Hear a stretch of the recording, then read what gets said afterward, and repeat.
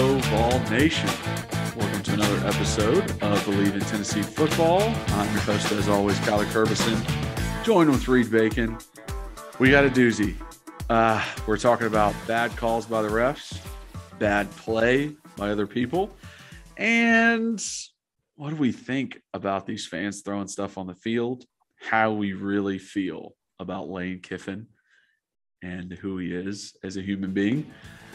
So it's a fun podcast. You're going to enjoy this one.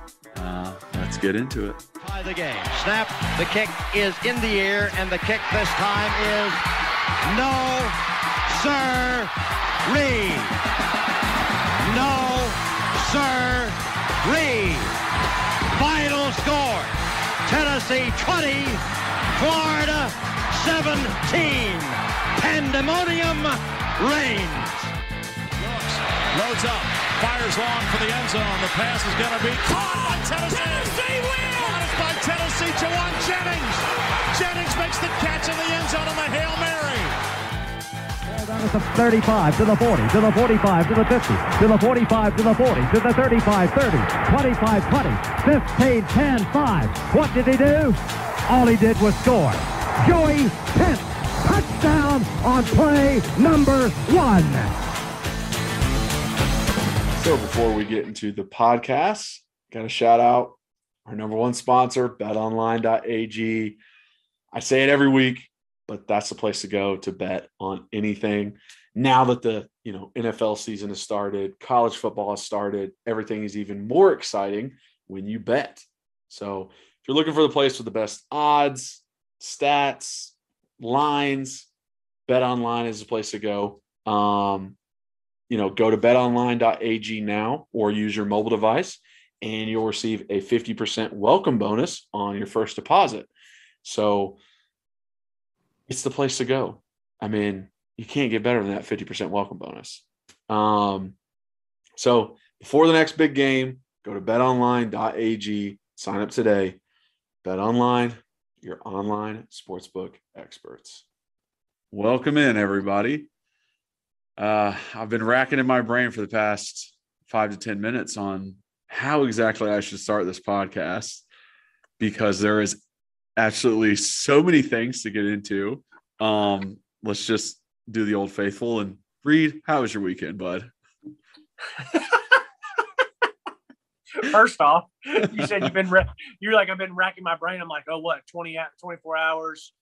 Past 3 or 4 hours, like I gave 5 to 10 minutes consideration on how we were gonna open this. But I used the rest of the time to watch film, okay? Which is the most important. And the funny thing is too, is like I should technically be like the host that asks you how your weekend was, because it's like the podcast is more about you. But I love that you asked me, and I love that I just get to feel like you're the point guard and you're just dicing them up for me when it should be the other way around. But you know what? The weekend was great. I hate that we lost, but it was still just a great day, and it was a great atmosphere. And I have a lot of mixed emotions about this game. Today was a great day. It was my dad's birthday. Got to spend it with him. Got to spend some time with my whole family and my girlfriend. It was great. And honestly, Kyler, in a way, I think it was like therapeutic and helped that I wasn't sitting around watching the Titans, or that I wasn't watching football all day, because like last night just took it out of me. Yeah, and I completely agree. Yeah, you're right. We were just talking before we started recording that it was Brienne, your wife's birthday, and y'all took some walks and got outside and did some stuff like that. And I swear, bro, after last night, I needed it. So I don't know where you want to start with the game. I think we're going to talk. I have I guess my 4 non-football things I want to talk about, and then we can get into offense, defense, stuff like that. But maybe I don't know where. Maybe we should talk with the non-football things first, and just get it out of the way. I have been thinking for 24 hours on how to approach this subject. Be delicate with it and say what I want to say, but, not come off the wrong way. Throwing trash onto the field is not the right thing to do. You shouldn't do it. It's a bad look for yourself, for other people, for the UT fan base. It's just not the right thing to do. But leaving a team in the middle of the night and trying to steal the recruits isn't the right thing to do. Mocking teams back and forth isn't the right thing to do. Making fun of the fact that you were a drunk driver while you were a head coach at Tennessee is not the right thing to do. Just being an overall ass is not the right thing to do. Having your players fall to the ground so that you can slow down an offense, it's not the right thing to do. So, yes, it's not the right thing to do. But with everything that has happened over the past 14 years, and we've been relevant one time, and this is the kind of stuff that happens when it's everything. People might want to put it down to, oh, we didn't get a first down call, and now these fans are acting that way. Yes, if someone cuts you off in traffic and then you go kill that person, yeah, that's an overreaction. But if that person's been tormenting you for the past 15 years and is the reason why your life fell apart, and then he torments you again on a specific night and then punches you in the face and then you kill him, it's kind of like, well, I mean, I can see his side of it. That's where I'm coming from. I know it's not a good thing to do. If I was a player out there at that moment, if I was on Tennessee or Ole Miss, I would be like, y'all stop. Okay. I want to get on with the game. I want to play the game. I want to be able to actually beat these guys because we had a chance for it. Just cut it out. But at the same time, you cannot blame them for that, for their emotional reaction to what has gone on to this fan base for such a long time. It's also the student section. So these are 19-year-old drunk kids. Like, I don't know what kind of good behavior you expect out of them. I expect them to be rowdy. And that's what we got out of them. They were rowdy all the way to the end. They were rowdy. And I'll take trash on the field for disturbing an opposing team. And, you got to take the bad with the good is pretty much what I'm saying. And for anyone on their high horse acting like this is the first time ever that fans have ever freaked out during a game is out of their minds. I'm literally going to put up a video right now of Ole Miss fans throwing shit all over the court when we beat them in basketball. So literally everyone does it. It's not a new thing that Tennessee just broke out, but that's my soapbox. I wanted to get that off my chest, I guess. But we can move on to other non-football things maybe that you had on your list that you kind of want to talk about too. Yeah, that actually, I knew we were going to talk about it. It's not one of the four things that I was even going to bring up. Kyler, for me, I don't like high horse people. I don't like that we live in a society now where something happens and it gets brought to light and people are like, oh my gosh, I can't believe he or she did that or said that. I'm like, bro, shut up. You say the same stuff when you're with your girlfriends at brunch or when you're with your guy friends at night and everyone's all politically correct and all that nonsense. And so we all understand it wasn't the right thing to do. Did I throw anything? No, I'm just I was never going to throw anything. That's just not me. I'm also older. I'm more mature than they are by 10 years now. And the reason that at first it was like, oh, great, here we go. And I'm like, geez. And I'm starting to laugh because I'm sitting in A and this is happening over 2 or 3 sections. And it was kind of funny at first. And then I'm like, holy crap, these people are chucking these things. Like there was something in the upper deck and these people were like humming these things to the 10-yard line. I mean, they were making great throws. And I'm like, Making great throws. They were.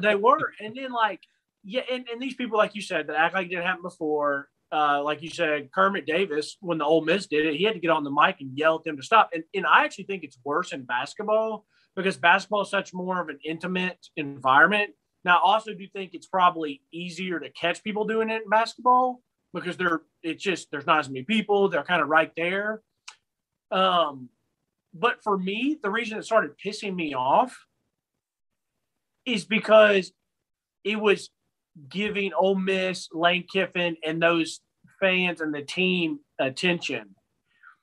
And I know I joked about getting in a fight and getting rowdy and all that stuff. Weirdly, yesterday I got very fired up and was very excited for the game, but I had a really good calmness about me towards them.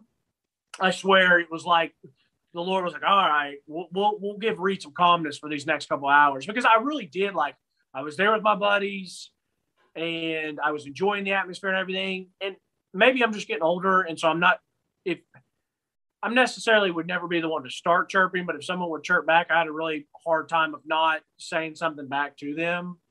And I didn't come across any Ole Miss fans that were just brutal. I mean, but that's why I looked at. So I was at the game with one of my best friends, Jack Gillespie, and Jack is a fiery UT fan, and I get it. He was like, "I'm not leaving." I was like, "Bro, Jack, I'm leaving. I know the game's not over. I know we got 3 timeouts and there's a minute left." I said, "But I can't sit here and watch this nonsense." And Ole Miss had a coach who was probably in his 40s or 50s. And he's down there doing this and just jitterbugging on the field. And I'm like, yo, I'm not going to let them sit here.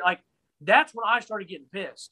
That's when I was when I see these guys who are bench warmers for Ole Miss and they're doing this, yeah, throw more waving by. I'm like, bro, you haven't played a snap. You're a clown. It's just this victim thing that Kiffin's trying to get. It's bro, every single one of your players and staff are hey, bring it on, throw more. You keep showing that dang golf ball it's the proudest thing you ever had in your life. You're going to freaking frame it and put it up in your house.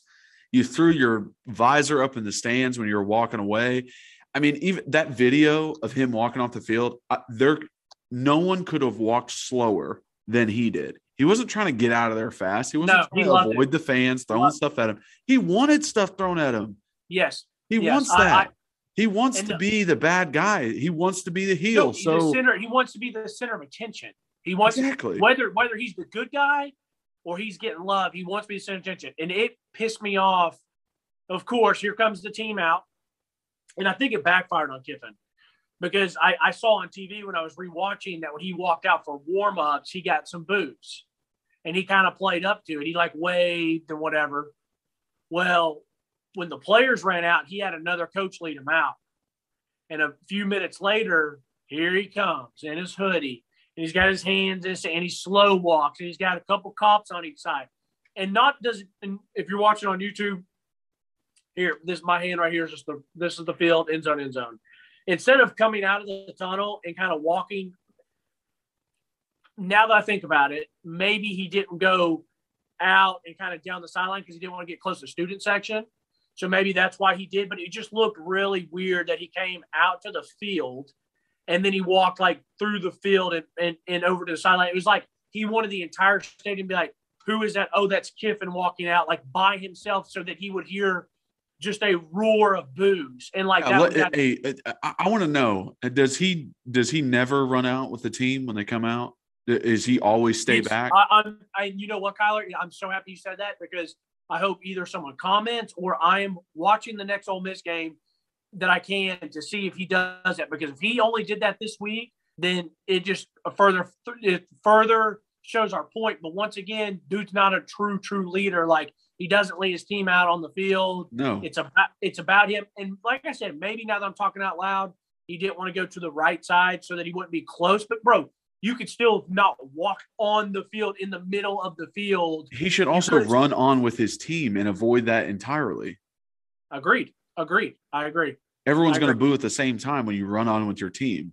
You're not making it about yourself. You are literally holding yourself back to go after your team comes out to make it about you. I've never seen Yes. a head coach act the way that he acts. No, I don't. Listen, I don't. these fans didn't throw water bottles because of the players. They didn't throw water bottles because of the assistant coaches. They didn't throw stuff onto the field because of our big, long-standing rivalry with Ole Miss or that it's an SEC game. They did it all because of Lane Kiffin and the way he acts and the way he is and how literally, like you said last week, he's just such an ass and he just acts so arrogant and so about himself all the time. Do you not think, though, some of it was about the fourth down call, though? The Jacob Warren spot? Here's the thing. So let's play the game. The game. If last night was the exact same game, but it was against Arkansas and Sam Pittman, you don't think that happens? I don't think against any opponent in the entire nation that would happen. I think that only happened because it is Lane Kiffin, and he set that up to happen. He set that up by going out there in warm-ups and, getting the crowd fired up. He set that up by going out, like you said, after his team and making sure everybody saw him. He set that up by having his players fall when they weren't actually hurt. He set that up by complaining to the refs of every penalty that happened. He set that up by the tweets he was sending out before the game, the making fun of the fact that he got drunk at Roosters and crashed a Lexus while he's here. He set that scenario up, and that's what happened because of him. That would not have happened versus any other team. And I know that because I was in games like this when I played, that there was a very controversial call towards the end of the game, and it seemed like the refs screwed us, but no one threw stuff. No one came onto the field. No one, tried to hurt people. It was just like, wow, that really sucks. Here's Tennessee getting screwed over again. But because it's Lane, because of the way he acts, the way he is, that's what caused all of this to happen. Okay. Well, and I get that. I'm not going to argue with you. I would like to have seen if it was another team that acted the way they did with all the fake injuries and all that stuff. And then with the fourth down call, if there was been some stuff, maybe some stuff would have been thrown, but it wouldn't have been as much. But no, you're probably right. You did play in these controversial games. So back to what I was saying. And another reason I left is because, my parents live out in East Knoxville, out in Holston Hills. So it's a very quick and easy drive. So they drop me off at the game, and then they always pick me up. My dad always parks or whoever comes picks me up will park at like Calhoun's, and I'll kind of run that way. So he had been down there for a little bit. So I also was like, I don't know how long this game's going to be or this delay's going to be. He's waiting on me. If I go ahead and run down there, I can still watch it on my phone, which I did, and hear it on the radio. So that's another reason that I did leave, because But I was getting pissed. Like, I looked at Jack. I said, bro, I'm not going to sit here and hear their fans chant and get rowdy. And the more stuff that was thrown, the louder and louder and more obnoxious they got, which is funny because the game still wasn't over. Like, we all knew we still had 3 timeouts. But then I'm telling you what really set me over the edge is when I look down there and this loser coach is doing this and jitterbugging, like doing the stanky leg and doing all this stuff. I'm like, bro, you're a grown man. Like, what are you doing? Like, you're acting like a freaking farm animal. Like, get over it. And so, and so that's what pissed me off. And so I ended up leaving. And like I said, I still watched the game. I still got to by the time I jogged, which is a lot farther than I remember. But last time I basically jogged, so I ran all the way there. The game hadn't resumed. My dad and I listened to it on the ride home, and I had it on my phone. And so, I just hated the fact because I felt like it's what he wanted. Okay. The second thing, non-football related, is the atmosphere. And I think everyone's like, oh, way to go, Reed. Thanks for pointing out the obvious. But for me, like, I know how great Neyland is. Like, I know how great our fans are. I know all that. I get goosebumps when I'm in there. And the whole, the checker Neyland and all that stuff, like, it's fine. Like, I think it's really cool and I like it, but like, I don't get my rocks off to it. You know what I mean? Like, one day I think it'd be cool if we did an all orange out or an all white out or whatever. But like, and then everyone's been talking about these lights. We got to do the light show. We can't see the light show. But I'm gonna be honest with you. It was really, really neat. It was really neat. Now, the electricity and the atmosphere. I know that everyone listening to this podcast has been to one game that they remember that was blow your balls off incredible. You know what I mean? And so the atmosphere, how loud it was, like I've heard that in Florida games. I've heard it in Georgia games. I heard it in that Oklahoma game. So the loud was great, but how they do the lights, how they do the fireworks, how they did all that. And then even the thing after halftime, which I thought was kind of like, oh, get your stuff ready. They're going to do the phones. It was actually still pretty cool. So like all that stuff was really, really neat. And I thought it was well done. Watching it back on TV, I thought it looked good on TV. And I really thought the fans really brought it. There was a lull. We were really bringing it for that first quarter lasted forever. The entire game lasted forever, So which is my next thing I'm about to get to. But the fans did a great job, and we worked our way back into it. So that was really neat. I love football more than anybody, and I love Titans football and Tennessee football more than anyone. I was ready to leave the stadium, bro. I was like, this is fucking ridiculous. I said, I don't want to be here any longer. I've been here for 5 hours, or I've been on campus for 6 or 7. And there's people there that were there for probably 10 or 11, 12 hours. And I just was like, I got to the point and I said, college football has to do something about this. I didn't count it up, but I guarantee there had to be and I would put money that at least 8 people for Ole Miss went down at some point. And I counted it. So it was actually 10. Wow. So yes. So and I know what people are going to say. Well, how do you stop it? How do you do this? Like, you can't legislate if someone's really injured. You know what you do? If you go down, you have to be out for at least 4 or 5 plays. You know what I mean? Just 4 or 5 plays. Because if you are really injured, you probably will take off 4 or 5 plays, or you're not coming back. You know what I mean? So this would cut this crap out for 4 or 5 plays. Like, and people are going to be like, no, you can't do that. You can't do that. Yeah, you can. If you're the SEC, they make rules up all the time that we disagree with.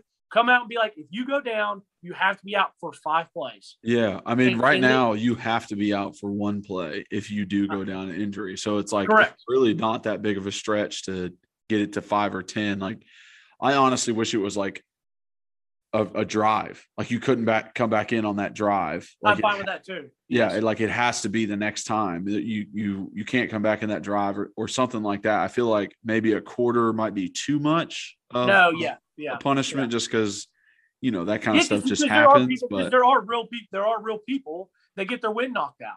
There are real people. And guess what? When you act like that, like the way that they did, it's the boy who cried wolf. Like, no one believes you. So they all boo you like crazy. And you think like, oh, it's rude to boo somebody who's injured. But we don't know if they're injured or not. They could be faking just to slow us down.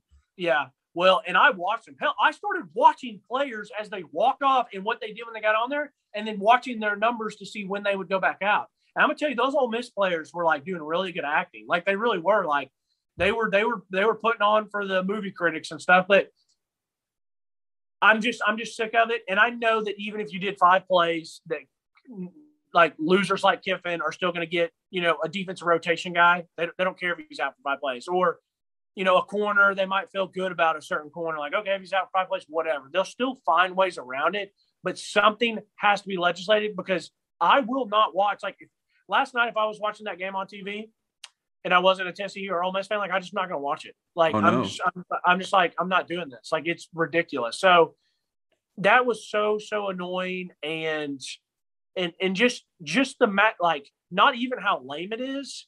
I'm fine if you do it once or twice. There's some gamesmanship involved, but when you do it that much, it is almost like taking advantage and cheating. But the other thing is, it's just like the game lasts forever. Players don't need to be out there forever. I mean, it's just insane. Like, so my last thing, it's very quick, very short, is rewatching it. I saw that they talked about the guy that did the checker kneeling thing.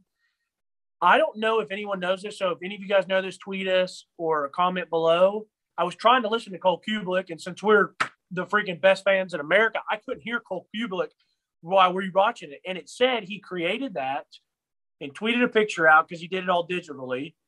And then he created the website Checker Kneeland. Yep. And now it sounded like he gave it over to university. And I swear it sounded like Cole said that he's never received like anything for it or like anything so like that. That's exactly what they said in the TV copy, is that like, no, he actually hasn't had contact with anybody from the university about it. Like it was like he came up with the idea, and then him and his buddy like knew how to create websites, created the website checkerkneeling.com. And then they kind of just like passed it over to the university as like, okay, here you guys go. Like, let's do this thing. But like, no one actually reached out to him and be like, hey, great idea. Thank you for being a great fan, all that kind of stuff. Which when I heard that, I was like, they found this guy in the crowd and no one's even talked to him about it. And no one's even given him props, maybe give him a freaking t-shirt or a tour of the facility. Like, come on. Well, you can take your t-shirt and your tour of the facility and shove it up your can, because that guy, I'm telling you right now, if they'd come calling from my website, I'd be like, yeah. And you know what? I want tickets for the next 2 years, the next 3 years, or like, I want some money, or I'm being serious, bro. I'm being serious. Yeah. He's just a nice guy, I'm guessing, but like, no, it's University of Tennessee. They got deep, deep pockets. So I want some of those deep pockets. I'm like, I want season tickets for the next couple of years. Or I want, because he had all the leverage. I mean, maybe we would have still done the checker kneeling and UT just wouldn't have anything to do with it.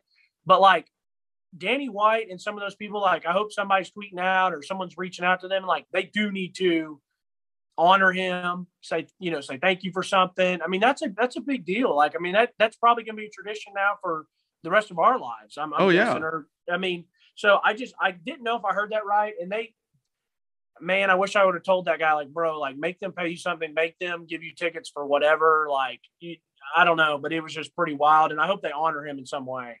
Yeah, so. I agree. I mean, it started in 2014 after we went to Oklahoma. That's where he got the idea, because they do stripes. Yeah. In their stadium. I remember seeing it being like, oh, okay, like I've never really seen that anywhere before. And but they did it all on T-shirts, where they lay the T-shirts out and you put the T-shirt on when you get there. Yeah, and I loved it. I literally started when I was there, and I loved it every time. I thought it was awesome. I thought it looked great, and I really want it to be a tradition moving forward. And speaking of new traditions, literally one of the loudest third downs from the TV copy. Now I don't know what it was in the stadium was when they actually played third down for what, and the fans just got very, very loud at that exact moment. And it just, made me reminisce to, back when I was playing, because that's when we first started it. And please tell me you didn't like third down for what as a player? I liked it for 10 games. You know what I mean? Like, it was good for a year. And then the next year it was like, all right, let's turn this thing off. Like, it's starting to get old. How long they do it for? Oh, man, they probably did it consistently for like 3 years or more, which is like way too long, because like the song is old. It's just been done so much where it just gets tiring. Like, it was, during the first season, the song had just come out, and it was like exciting and being like, oh, like this is our thing that we can make, and it's all fun again. And then it just starts to get like, okay, I'm tired of doing this so much. Like, let's get another song in here. Let's do something else. But I saw a lot of people on Twitter before the game like, hey, bring it back. So I guess people really enjoyed it when it was happening. Well, I'm glad you did bring that up, because I would not have brought it up. First off, I never really liked it. I thought it was kind of cheesy and lame. I do like, I like all types of music, but I do listen to rap or hip hop or whatever, like when working out or whatever, or like when we were playing sports and getting hype and stuff. But I've always thought the song was lame. Like, it's just lame. Like that third down for, or turn down for what? And the all I do is win, win, win, which, by the way, was a hell of an idea by T-Pain, because he knew every sporting person in America would play it. So kudos to him. But I get so tired of those. I just think they're kind of cheesy songs. But I thought it was cool that they brought it back when they did, because they waited till later in the game. No one was expecting it. And then they just played it, and the place just erupted. Now, I do think some of the people just sort of like laughing. And it's kind of a joke. It's like, yeah, let's go. Like, third down for what? And they're just kind of laughing. And then other people are like, yeah, it's just the coolest thing ever. And they're like so hype about it. And so I thought it was cool that they brought it back and how they brought it back. And so, yes, like I never liked it, but I thought it was kind of some nostalgia last night when they did it. I personally like the it's like the band plays kind of that dun dun dun, and it kind of gets dark, and it's just the band and that kind of gets third down. I'll tell you some other people, I swear, like some high schools or colleges did it, but they play the Purge noise or that from the Purge movies. Oh yeah, on third down, the siren. And, yeah, the siren. That's kind of cool. And then there's some other ones that are just like the regular noise for third down. I will say this: I thought the music was great last night. I felt kind of like I was in an NBA game because NBA is constantly playing music kind of in the background. Yeah, I thought last night was great. I did get a little mad because they pulled out or swag surfing or what is it? Yeah, it's swag surfing. Yeah, I didn't know what the actual name of it was. I got a little mad when they brought that out though because Ole Miss was on defense and we were on offense. Now it was kind of a dead ball, so they're just trying to get. But I'm like, dang, like that. It's like kind of gets hype, like it's kind of gets going, and then you see the Ole Miss people down there just dancing and stuff. I'm like, dang, like pull it out when we're on defense so we can all like get fired up about it. But I thought the music, I thought they did a pretty good job with it. So yeah, I think it's all about the timing when it does come to that music, because the Georgia game in 2014. No. Crap. I'm trying to think. No, it was 2013. We wore gray jerseys for the first time in Adidas. And that was the game Pick Howard fumbled out of the back of the end zone. They played the song Ain't Worried About Nothing. And I think it was either at the end of the third quarter or possibly like close to that, and there was like a TV timeout. I've never heard so many people be involved in one song and be so hype and so excited. The entire sideline was jumping up and down singing, just ain't worry about nothing. Yeah, I ain't worry about nothing. I ain't worry about nothing. And just like everybody's like guys on the sideline throwing towels. I'm jumping up and down. Everybody's jumping up and down. You can see the fans screaming it, jumping up and down themselves. And it was such like we're literally not worried about Georgia. We're not worried about what they're doing. We're going to beat their ass no matter what. Like that's literally how it felt in that moment. And it's like, if you can capture that, if you can really play the appropriate plays play the appropriate songs at the appropriate times. Creates the perfect momentum. Yeah. It makes such a difference in a game. It gives you so much more momentum going into whatever you're needing to go into. And the place went nuts when they did no hands, and then all the way turned up. And then the entire place. And I know people listening to this, but like, I just think Garth Brooks is so lame. Like, I like country music, but I've always thought Garth was so lame. But when they played I Got Friends in Low Places, like everyone was singing it. I'm like, well, I guess now I know why this guy's a multi-platinum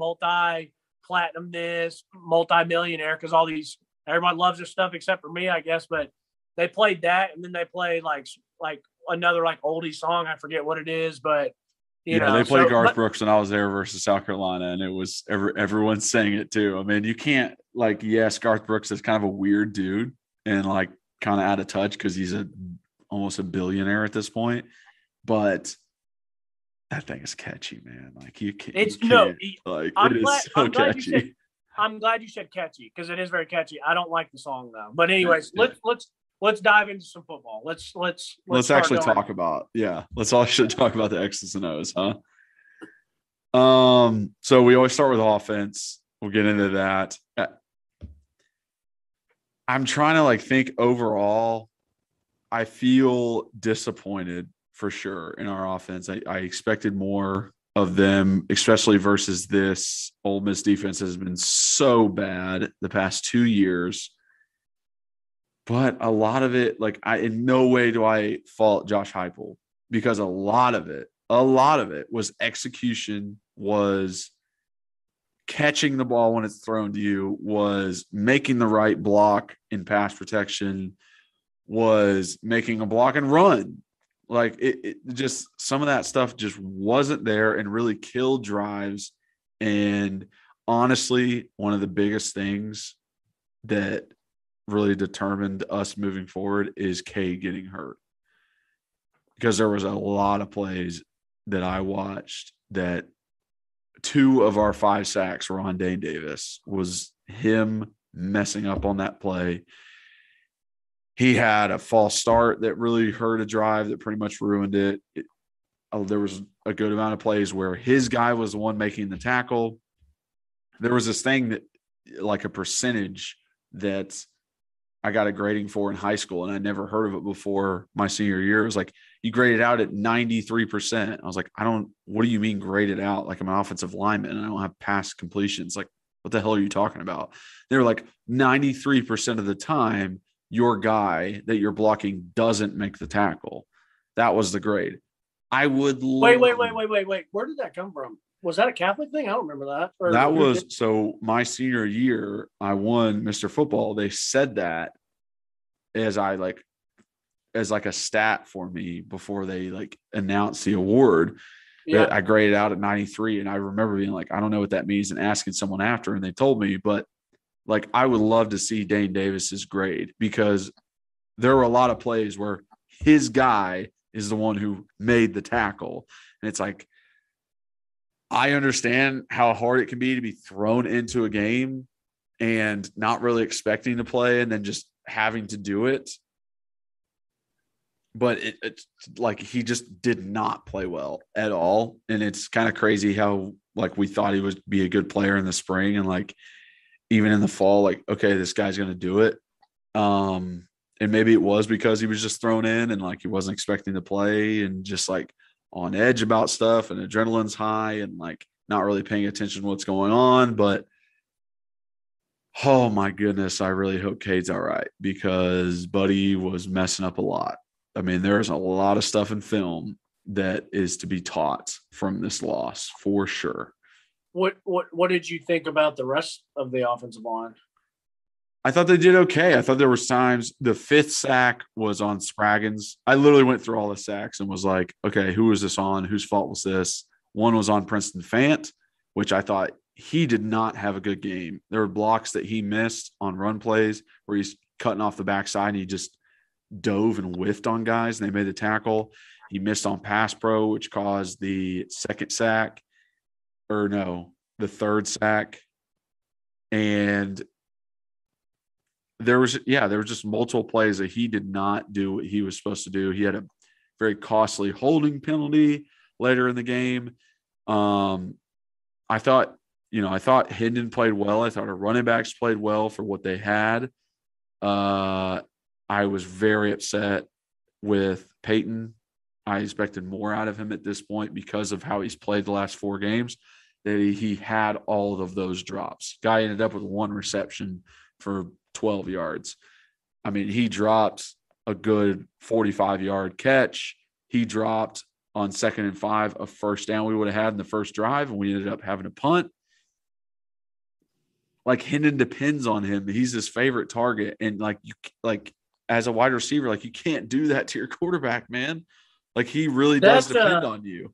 That 2nd and 5 that you're talking about, though, that ball was a little low. I mean, and the other deep ball, because it was directly in front of me on the opposite side of the field. So I saw it open up, and I told Jack, I was like, he's going right at him. I said, we got it. And he didn't throw it far enough.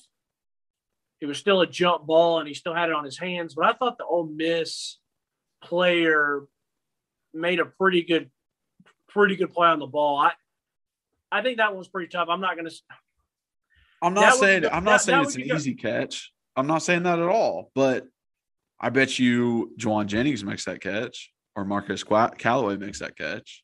Well, yeah, they're both NFL players. So yeah, but like, come on, man. Like, I don't know. Like, I'm going to hold you to a high standard. You've scored a touchdown in the past four games. Like, you've been a very good player. The better you play, the higher I'm going to hold you. So I'm going to expect you to make those plays. Even if the DB makes a good play, whatever, the better you play, the higher your expectation is. And when you underperform from that expectation, I'm going to be upset at the moment. Like that's just what's going to happen. I'm going to call you out on it because I expect more out of you. That's fine. I mean, I know people say those are 50-50 balls, and you always love to say with Jawan or Marcus Callaway or whoever else, Marquez Callaway, that they were more like 80-20 balls. But I'm saying it was 50-50 in the fact of like someone can be like, he should have caught it. I'm like, yeah, sure, I'm fine with that. Or like, no, it's just good play by defense. I'm like, yeah, sure, I'm good with that too. Because I mean, it's just how football people make plays. I actually would have liked to see Hendon lead him a little bit more because instead of having to jump up and catch like this, if he could have ran under it, I think it's a touchdown. Continue though. Yeah, I mean, I agree with you. Another deep ball that Hendon had to Bayless in the first half because it just seemed like our offense kept stalling out in the first half. But like another deep ball, Bayless was wide open. Hendon got hit on the play, and it was Princeton Fant. He didn't block the blitzing linebacker. He missed him. And guy hit Hendon as he's throwing it and overthrows Bayless, who was open by 10 yards. I mean, he torched the defensive back. It's just stuff like that. Like, you can have a great throw, you can have a great route, but if one person misses on their block, it's just ruined. It ruins the drive, and that's what happens when you take a lot of shots downfield. Just ruins the drives for people. And I in no way am upset with Josh Heupel and think like, oh, we didn't do well on offense because of him. I literally think it was execution. That was the issue.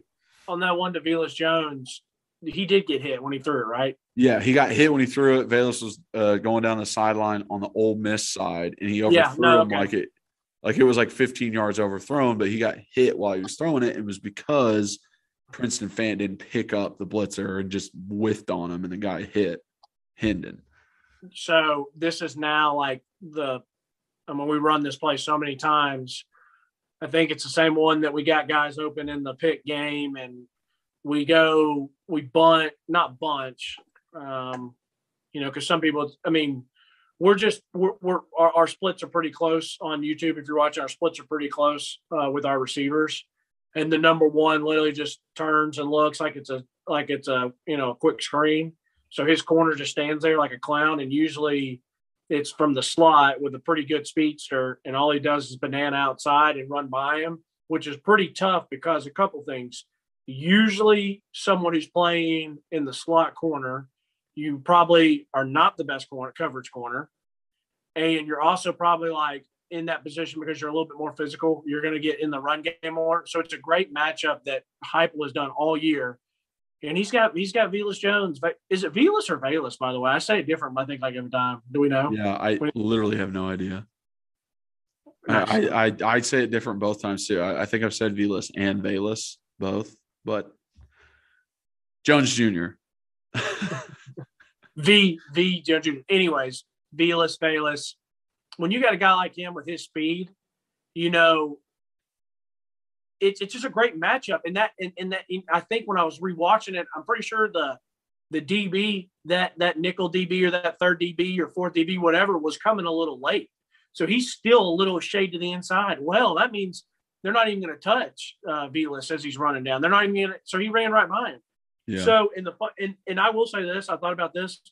If I was a defense coordinator or secondaries coach, I would tell my corners, if you're there and you see that, I want you to, when he bananas out to get his outside release, I want you to get a chip on him just to give your buddy on the inside a little help. And I don't, because no, I mean, they're just letting him free relief. But anyways, I wanted to say that while you're talking about that play. Continue on your offensive stuff. Yeah, I mean, that was a lot of my offensive stuff. I mean, the Ole Miss players going down 10 times. I counted it up. It destroys whatever you're doing offensively. It just slows you down so much. I thought we did a good job in the second half. I mean, we scored the first drive out of the second half. That's, taking advantage, adjustments, after only having 12 points in the first. Had 2 touchdowns there. End of the game, Hendon gets hurt. Joe comes in, and this is why Joe lost his starting spot. Is that last play? I literally don't know what in the hell he was doing. And I mean, even Heupel said it after the game, like, yeah, we'd like to take a shot to the end zone on that play. But I mean, Buddy just ran out of bounds. Like, hey, if you're going to run it, cool, that's fine. But try and get more yards, or try and pitch it, or try and make something happen. If you decide to run it, then do something. Don't just think like, oh, well, the game's over. Like, the fact that we had a chance in that game with the way everything plays out, with the team that we're playing against, that there's 3 seconds left on the clock and we're on the 25-yard line and we can actually win this, is insane in and of itself. And he makes the most bonehead decision that you can make and runs for a 7-yard gain. It's like, dude, I literally don't – I don't know what you think you are, or what – like, if you think that you're a good football player, or that you think you can make it in the NFL, or you think that you should be a starter, or I'm going to transfer again and go to another school and keep playing football. When you make plays like that, no one wants you on your team. No one wants you, okay? So – You're burying yourself. That's what I'm saying. Like, you're digging your own grave when you do dumb stuff like that. It's like Chris Webber in the Fab Five when he played at Michigan, the basketball player, and he calls an extra timeout. They don't have it, and it's a tech, and they lose the damn semifinal game. It's the same thing. Like, if you can't, like, you don't even look like you're trying to win this game. And I think Tennessee fans are pissed about it, and rightfully so. I have a soft heart for people that, like that when we make mistakes and we're trying hard. I've played games. I've made mistakes that I wish I could take back, and plays that I could get back. And I mean, I still think about them to this day in multiple sports and multiple levels of sports. And, so I have a soft spot, but when I saw that last night, I was so, like, when I get frustrated and stuff like now I don't even like yell or cuss or anything like that. I'm just like, what, like, I'm just like, I just keep saying, like, what are you doing? Like, what are you thinking? Like, I'm not going to F-bomb him and like this and that and like that. But like, I remember it was kind of like it was one time I remember I just got so heated at Rick Barnes, and we're watching a basketball game that we were winning at the time, but the other team had all the momentum. And it's like, he's just sitting there on his hands. And I'm like, what are you doing? And the more I watch it, the more I'm getting mad. And so the more I replayed last night when I got home, I mean, I'm literally at home for these last couple of plays, and I'm rewatching this stuff. And the more I watch it, the more I'm getting mad. Just like the more I was watching our momentum in basketball get taken from us and losing the game, and Rick, Reverend Rick over there is just sitting on his hands. I'm like, call a timeout. Do anything, bro. Do anything. Like, you are letting this happen. And so I was just getting furious. And last night, watching that over and thinking about it again, I mean, I was just like so beyond myself. And I texted buddies. I said, guys, the fact that he just did that is one of the worst plays I think I can remember in a long time. And I said, I'm totally fine with that guy just never playing for us ever again. I like, honestly, like that's how I feel. Like, if I just don't see him out there again. And the sad thing is, Kyler, is he is a young guy. And so I'm not going to say that he couldn't change. Like, I do have a saying that I got from somebody, and I think it's so true, that leopards don't change their spots. And I think it is very rare that people change kind of who they are in sports, maybe a little bit more so. Matt Corral did it. Matt Corral was a gunslinger, and he had a bunch of touchdowns, but he had a bunch of picks. Last night was like his first pick. So there are guys that can change and develop. But when he did that, and just like the lack of awareness or drive or want to. If I was his teammate, like, and I know you, bro, like, I know if you were blocking on that play and that happened, you would have lost your ever-loving mind. And if I've been on that team and, like, he comes in the locker room, I'm like, what the fuck are you doing? Throw it up, like, bro, if you're not ready to play, don't step out there. Like, I know, at least I know Harrison Bailey or another quarterback can at least just throw it to the end zone.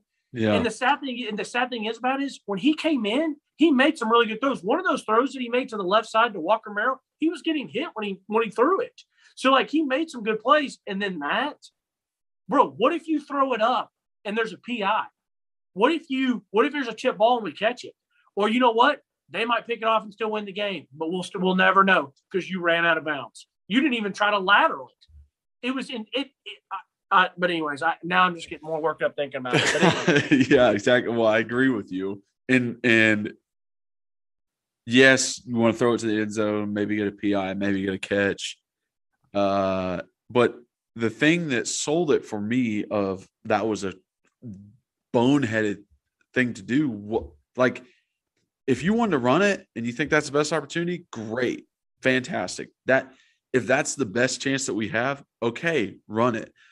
But for you to get hit and just head out of bounds, not even like got trucked out of bounds, not like you got annihilated and you couldn't help but go out of bounds.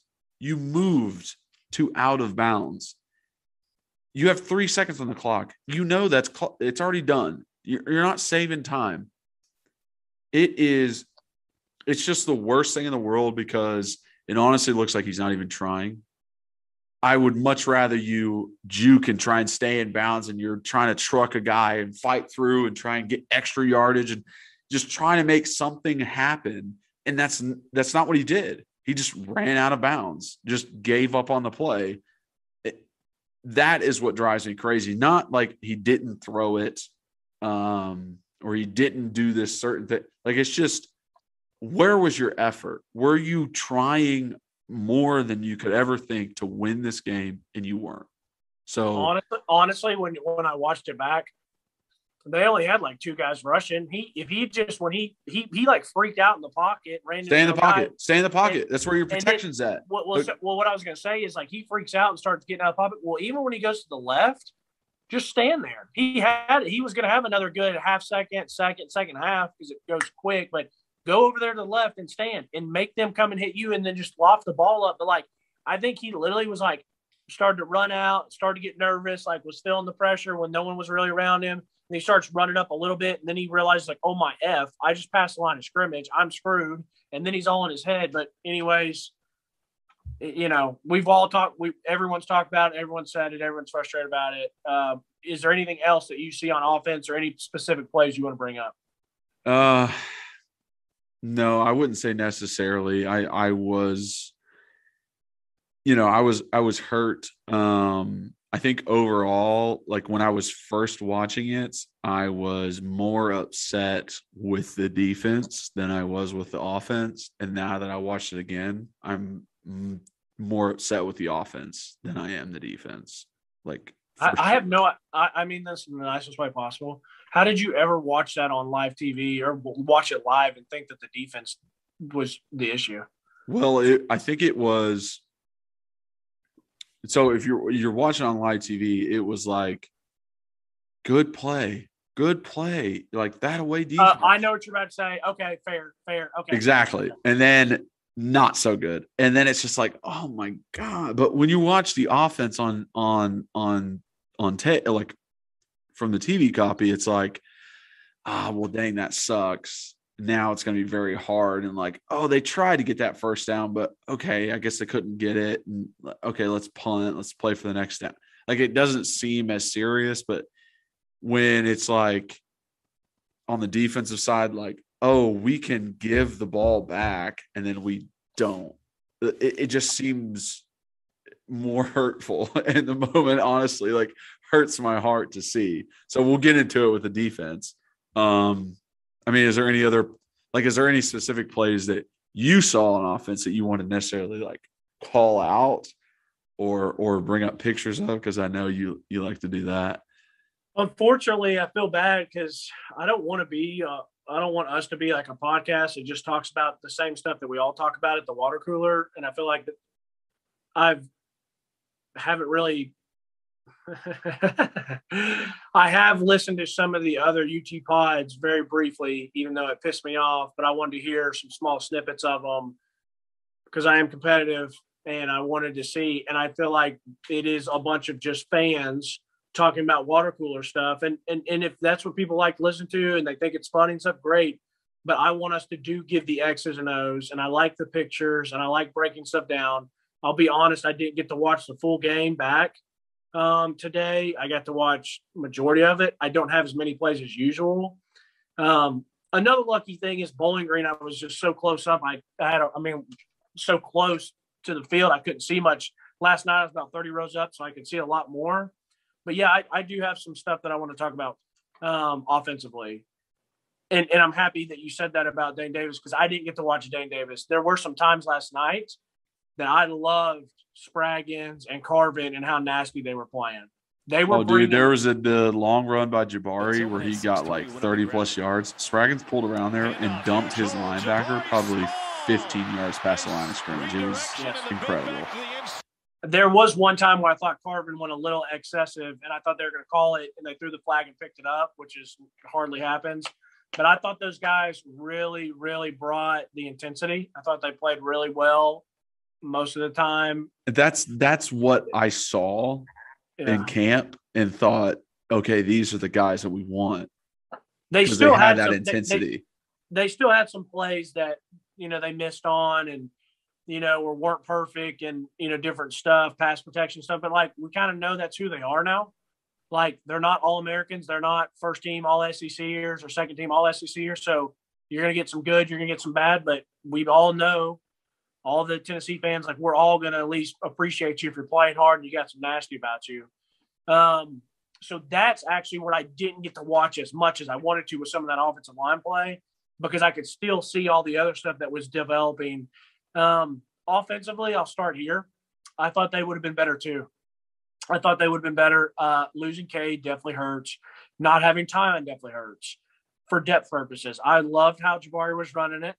And I thought he played well and ran it pretty well. And then it's towards the end of the game, and we got our walk on Marcus Pearson, he's running hard. But no Tylen Evans, no Jalen Wright. Laneith Whitehead gets a little banged up, so it's just kind of it's just tough. It's just tough, and when you lose a player like Cade's caliber, it's very tough. But when I start watching that game. First play of the game, we run it 5 yards. I'm like, bang, let's fucking do this all night, right down their throats. And then obviously Cade gets injured, and we still had a pretty decent run game. And around the people I was sitting with and stuff were saying, I just don't like some of Heupel's calls. And Jack was like, I don't like some of Heupel's calls. I don't think we're being aggressive enough. I think he's being a little timid. I was like, honestly, Jack, from what I'm seeing, it's just all execution. Doesn't matter what you call. If you can't block, and he's like, well, I want this or want that and whatever. We did talk about some stuff. And I told him, I said, Jack, there are two things that I was a little bummed about that we did not see early in the game and pretty much at all. I don't remember running one running back screen.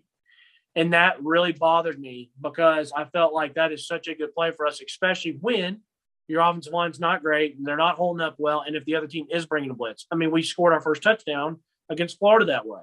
So I don't know why he didn't run the screen game. Maybe because he doesn't trust some of these running backs. Maybe with the, when Cade goes out, he maybe doesn't trust Dane. I don't know.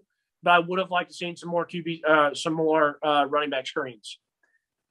I would have loved to have seen one of those little shovel passes that, that we did in the Florida game. I thought that was a great it's like a shovel pass / screen. I thought those were great plays. They did it one time in the second half. And Jabari got tackled quick. Okay. Yeah, he got tackled pretty quick because I'm trying to remember who exactly missed their block, but someone missed their block on the linebacker and he came over and made the tackle. Okay. Yeah. I might have been standing in line for Great American Cookies then. I did make sure to get my pulled pork nachos and hot dogs before the game started, but I did go get some cookies. But so I might have missed that. But and the other thing is, Kyler, I thought we would have seen some more quarterback design runs, and I didn't think we saw as many as I expected. And so overall, offensively, it's tough when you see what your team's done the past 2 weeks. And I know I did not expect to go in there and be perfect and put a 50 burger on them, but I thought they'd be a little bit better because I don't think Ole Miss's defense is very good. So I just think the execution wasn't great. I will say I saw Heupel get fired up last night for the very first time. It was on it was earlier in the game and it was a bad spot. And he was really pissed about it. And he came out and he was kind of yelling. I don't know if y'all saw it on TV, but he was giving the refs some business. But even over there, the whole game, I'm like, bro, we still got a chance. Like, the mad scientist is going to be over there still dialing it up. And, so the fact that Coach Heupel is in his first year on a team that was this depleted after everything that's happened to him, and they're literally a play away from winning a game versus a number 17 team in the nation with one loss to their resume. Well, and the other team is too. Pitt's probably going to end up winning the daggum ACC maybe. Dude, so it's like, hey, Pickett might win the damn Heisman over Matt Corral and Kenny Pickett are going to be the two damn Heisman runners, like 1 and 2, with how well they played. Matt Corral's, they're both good, but Matt Corral's a dog, bro. Like he's a good player, and he had his worst passing day versus us. I know. Well, there were some bad drops, by the way. Some bad drops. We got pretty fortunate there, but he's a dog, bro. He plays feisty, and I don't know. He's a junior, and so with the COVID year, I don't know how much longer he's got, but I just want him to be gone, and hopefully Kiffin runs into some quarterback trouble. But I just thought the offense would be better. Like I said, some individual plays. Is Jabari? I thought Jabari had some sick cuts, but they're just different runners. He's more of a little jitterbug, like pop up, I'm gonna cut, make you miss in the open field. But Tyon's a little bit more, it's funny to say more powerful, but he's more of maybe a one cut, powerful, better balance and go. So he's almost like a little bit more of a home run hitter. Receivers wise, I thought we had some bad drops, and we've gone for probably, I don't know how long we've been talking for. I don't know, an hour or so maybe, or whatever. Literally, yeah, probably a little over an hour, close to. So we've been talking an hour, and we haven't even mentioned one of the most crucial plays in the entire game, and that's your 5th or 6th year, 19th year senior dropping a punt. And so we'll get to that, but I just thought the execution wasn't great. But I love their fight. I love their effort. I loved Hendon Hooker's fight. I loved the adjustment out of halftime to come out and run just quick. If you can't run and they're playing off of you, then go to hitches. And they started hitching them a couple times outside. And then we hitched them in the slot. And I thought it was very smart. And I thought it was really good. And you know what? Without Tyon and without Cade and with Ole Miss's players getting sniped every 3 seconds, they still played well enough to win the game. But I thought they could have played much better. And like I said, I didn't get to watch the full game on TV, so I would probably have more specific plays for offensive line that I wasn't happy about.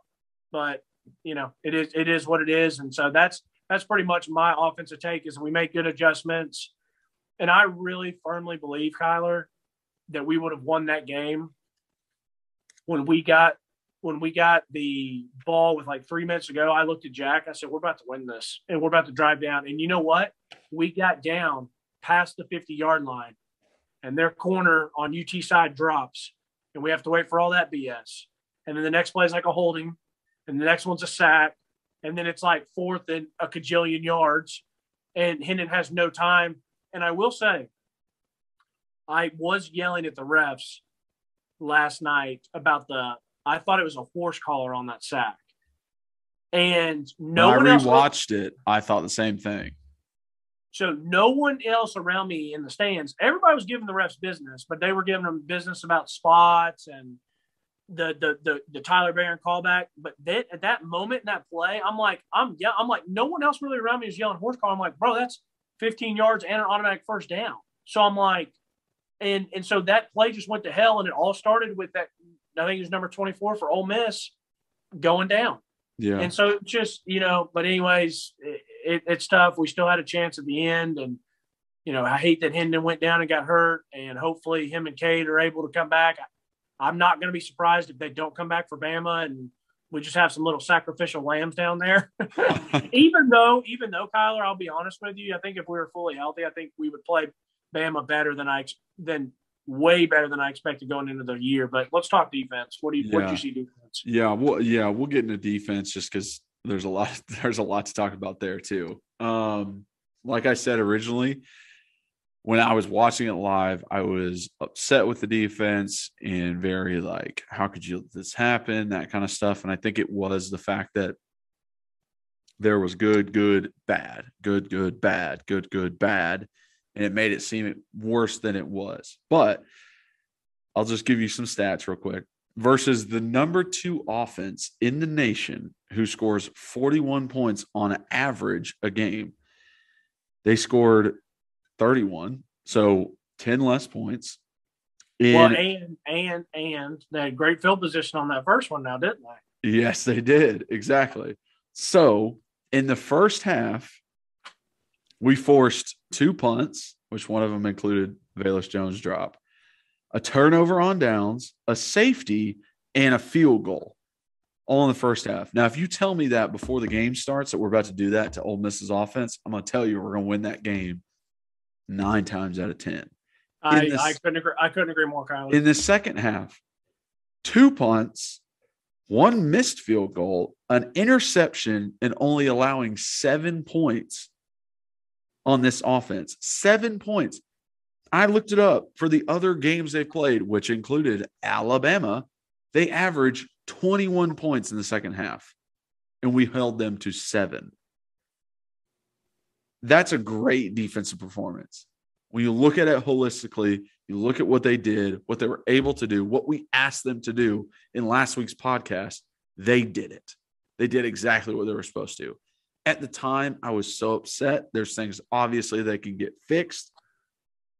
But overall, they did a great job. They did what they were supposed to do. They gave the ball back to the offense as many times as they could. I mean, you're counting up 4 punts, a missed field goal, a turnover on downs, and an interception. I mean, that's 7 times right there that the offense got the ball back without any scores from Ole Miss. And the fact we weren't able to win that game with that kind of defensive performance just like really upsets me. Now, there's obviously things the defense needs to do better, which everyone saw. The quarterback draws, for instance. I took a screenshot. I'm going to put it into the YouTube so everybody can see it. But there were a lot of times where our defensive tackles, not our defensive ends, were just out of their lanes. They're spread out a good 10 yards from each other, and it just opens like the Red Sea, like Noah's out there. I don't understand. Who is it? Moses? Noah? I'm probably getting my biblical references wrong, but yeah, come on, pull your head out of your fanny. I went to Knoxville Catholic. I should be better than that, but it was just so. It almost made it seem like it would have been dumb for Matt Corral not to run. That's like the way it looked, just easy, just wide open. Like he's going to get 5 yards no matter what on certain plays. So it's that kind of stuff that just like irks me to another level when like technique or just understanding where a guy is at or what he's doing or what he's feeling in the game and adjusting to that as an individual player. Now, as a coach, you can scheme up stuff and run certain blitzes and games and all that kind of stuff to stop.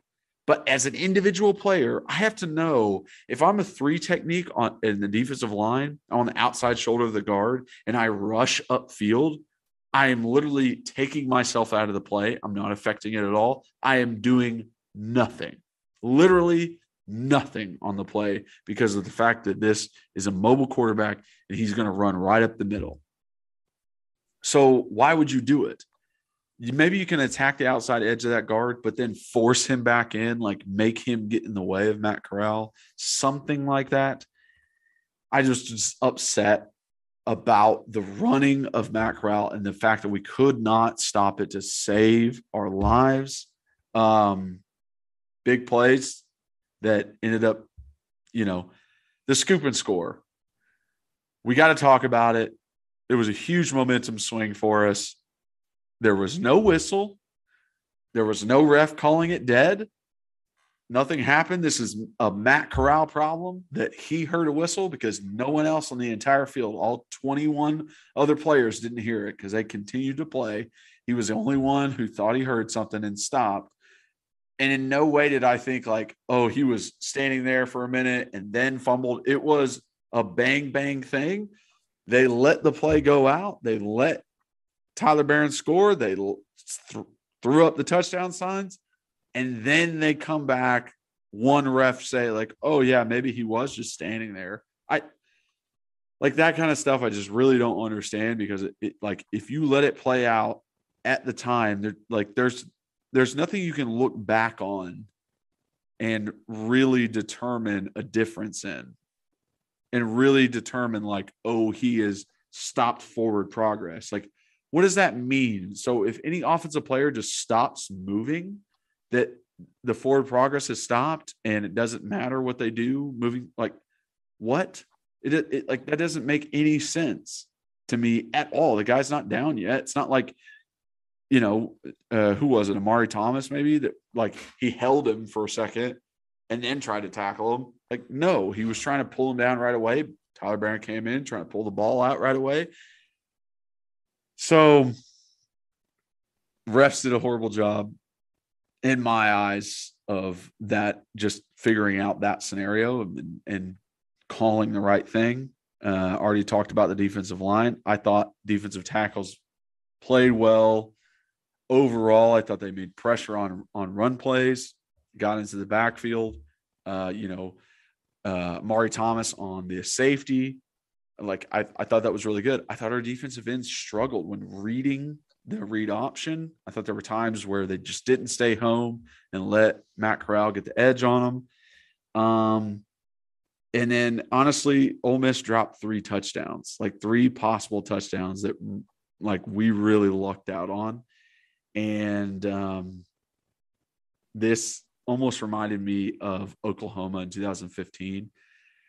Watching on the sidelines and watching just Baker Mayfield somehow sliver out of every tackle and every sack that was available. Like he looked like the deffed up grease guy on Family Guy. That's literally what Baker Mayfield was in 2015.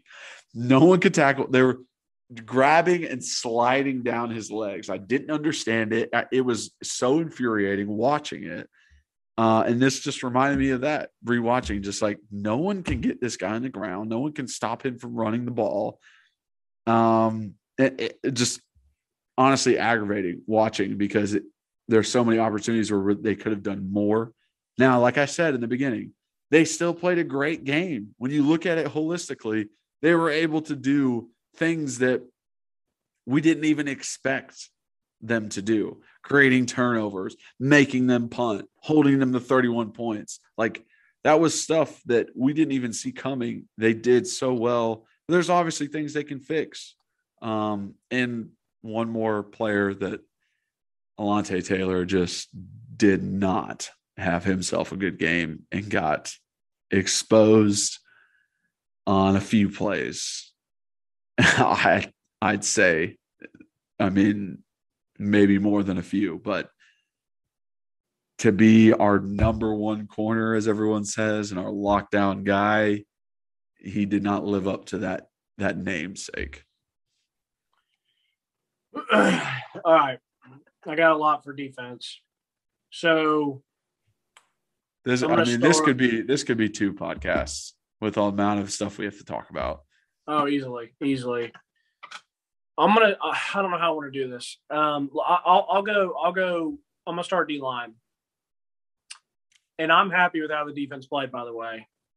And I'm even happier after watching it on TV because in the stands it was infuriating. Like we all knew Matt was gonna run, and it just like, where's the spy? You can spy him. Where's Go Gadget? Where's Where's 007? Get a spy. Anyone out there, just spy him. Yeah. Well, you're watching it on the TV copy. It's like, yeah, you'd be an idiot not to run it, Matt Corral. You have 5 guys in the box. Yes. Well, the thing that I noticed when I went back and watched it is we did have some spies a couple times, not all the time. And they did a really good job of how they blocked it. But let me start D-line. I really love this D-line, and I really love how they play. And the Butler, I mean, he does it with the candlestick in the bedroom. The Butler does it, with the rope in the living room. I mean, I love how he plays the game, man. And I hope one day he's wearing a Titans uniform and we draft him later. And I don't know what he's going to project like for the NFL, but I would love this. The guy just gets push, and it's very impressive doing it from that defensive tackle spot. And by the way, he was the one that came in and hit and was holding up Matt Corral when Tyler Barron stripped it. Okay, yeah, I couldn't remember. But I love how he plays. I loved having Latrell Bumpus back. I love big Amari Thomas and how he's playing. He's come along great. Those 2 guys, by the way, I think Amari Thomas younger. I don't know what year Latrell Bumpus is. I feel like he's kind of been there a hot minute. I think so too. I hope we get another year out of him. And if I had my other phone, I do have both my phones. I wish I had my mom's for my third one to check and see what year he was. But Caleb showed out again last night. Caleb had a couple really nice plays. Byron Young dogged out. I was happy that I felt like that was probably his best game. And granted, I hate that I didn't get to watch every snap on TV because maybe there was some stuff that I wouldn't be happy with, but I thought he flashed. And I'm going to be honest with you, bro. I thought Roman Harrison had some very nice plays too. I actually think Roman Harrison had one of the best open field tackles I've seen all year. And I'm actually going to watch it on TV. I haven't gotten there yet, but I watched it in person. And he's at defensive end. It's later in the game. It's like fourth quarter, and we need to stop. Matter of fact, it might have been the possession where we had to get a stop to get a chance with like 4 minutes to go in the game. And he's at his defensive end spot, and then he drops back in kind of that curl flat area. And he's looking, and Matt Corral wants to go deeper, and he can't. So he tosses it to the running back. And the running back tries to put a move on Roman Harrison. He sticks him, locks him up, helmet in his gut. Great tackle. Great open field tackle from a defensive end. So I was happy with how the D-line played. I mean, obviously there were times, like you said, I wish they would have stayed in their lanes. And there were times I wish we would have gone just a 3-man front on certain ones. Just to help maybe with the spy or the contain or whatever. I just think when that's the number one thing that's hurting you, you got to take it away and make him just say, you know what, screw it, let him beat us in the air type deal. And maybe I'm wrong. Maybe I'm wrong by that because then he just starts dicing us up. But I mean, I agree with you. I'd like on a lot of those plays in which it was either a design run or maybe he ran it himself. I did not see the defensive line as a factor, and it's because they overran him. Yes. Like he stepped up and there was no one there but the line. Like the only people that were going to make a tackle was linebackers. Correct. And it's like, oh, wow, that had nothing to do with Matt Corral and the way he is. Is literally defensive line was just out of position. Like they just weren't there to stop him. And it's tough. It's tough because you can't tell them to come up field and hold the line of scrimmage at 2 yards. Like try to push it back 2 yards and hold it. You can't do that. You can't say don't rush him. Then he's going to stand back there, and we can't guard for that long. So it's a very tough dynamic to be in. But I would have liked to said, you know what, let's rush 3 and add Byron Young as a linebacker or Roman Harrison as a linebacker. And you don't have to have him sitting there like a linebacker. Let him just drop back in the middle of the field. I felt a lot of times when I was watching, we were bringing pressures off edges. I didn't want to bring pressure off an edge. I wanted to bring it up the middle or wait in the middle because that's where he was carving us up. Yeah. And there literally was a play where they did bring pressure at the middle, and it was just like Aaron Beasley made the sack. They brought pressure. I'm talking about one where it was, I think, Beasley and Page that were in. Beasley came on the blitz first. Page was like a delayed, like a cross blitz, I guess, in the middle. and Beasley just missed, man. And then it was the running back lead blocking up to Page, got him, and Matt Corral just like did what they literally designed a blitz to try and stop it, and they still couldn't. You didn't execute it right. Yeah, just didn't execute. So like I said, I thought the defensive line, they always play hard. I do think we have good rotation. I mean, I mean, everyone says we're a little thin, and I heard Jordan Rodgers be like, well, Elijah Simmons is probably their most talented lineman. I'm like, nah, he gets a lot of the pub, bro. But like, I don't really think Elijah Simmons really helps us much last night. He's so slow. Like, he might get a little bit of some push, but Matt Corral's going to dance around him like he's standing still. So, and that's not me hating on Elijah. Like, I like him a lot. I think he's going to be a good player, but I think he's slightly overrated for what I've seen production-wise from him. But like I said, those other guys of rotating, I thought they did well. Linebackers, bro. Jeremy Banks keeps playing with his hair on fire. He made some good tackles. He made some good plays. He played physical. I love how Aaron Beasley plays the game. For a linebacker, he doesn't even seem like he gets super fired up. Like, Buddy will make I fantasize, like literally fantasize or daydream about a play that you get to make in a full packed house, under the lights on national TV, where you cut through the line and chop someone's legs out. Buddy, there's times where I fantasize like my celebration, what I would do. Like, I would fantasize like, all right, cut through, chop Buddy's legs up, 2 yard, 3 yard tackle for loss. I'm hitting them with a 1-2 flex. Like, I'm hitting them with like the Ray Lewis or Joey Porter kick flex. Like, I'm like, bro, you're already planning the celebrations. I'm fantasizing about making plays. He makes a play and he just gets up and he slaps hands. He's like, slap hands. He just like, and so like, he's just a silent assassin, bro. But I love how he plays the game, and I love how I just like how he slashes. I like how he shows up. It really does remind me a lot of David Long and how David Long's playing for the Titans right now. I remember when we drafted him, 6th round draft pick. I was like, that name sounds familiar. And I went back and watched highlights. I said, what, he was number 11 at West Virginia? That was the year we played West Virginia. I said, that son of a gun was all over the field all the time. I was like, I'm happy we got him in the 6th round. And then he started playing a little bit more for the Titans. And then he started playing a little bit more. And then he started playing in big playoff games. Well, now this year he's basically like a starter. And that's kind of how Beasley plays. They're smaller guys, but they use that to their advantage. They sneak in, they sneak out, they dip, they get around, and they make great plays. So I love how he plays the game. I like how Jeremy Banks plays the game. I mean, I thought the linebackers played the best they could. I mean, when you're in the open field and you either got a running back or a lineman and the quarterback coming, like, it's going to be very rare that you make that play. You basically just have to take on one of the blocks or like kind of dive to try to get around one of the blocks and make tackles. So I thought they got put in positions in those open fields that were tough. And then to the secondary, I actually thought, bro, the secondary played pretty well. And the reason I say that is because all those times that weren't design runs that he was running, it was covered sacks.